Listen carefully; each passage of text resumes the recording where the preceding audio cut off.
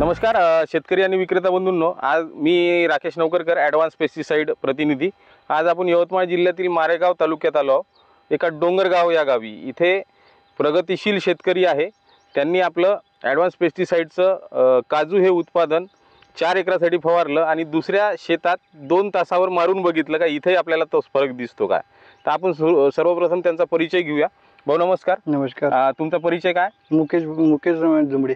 मुकेश भाऊ जुमडे। मुकेश भाऊ, तुमचा फोन नंबर? 74 99 35 09 33। तर मुकेश भाऊ, तुम्ही काजू हे उत्पादन आपल्या कंपनीचं फवारलं, तर तुमचा काय रिझल्ट आला तुम्हाला काजू फवारल्यानंतर? काजू फवारल्यानंतर म्हणजे हे जे ब्रँचेस आहे म्हणायचे हे हे बिलकुल आता हे जे असे काठी जास्त म्हणजे पात्या आपल्या गळलेल्या नाही काहीच। हे बघू शकता तुम्ही की पात्या हा सरळ आहे, गळलेल्या नाही आहे आणि बोंडाचं लवकरात लवकर होत आहे। फुलातलं रूपांतर बोंडात लवकर झालं। त्यानंतर झाड आहे आपलं हिरवगच्च आहे, स्ट्रॉंग आहे।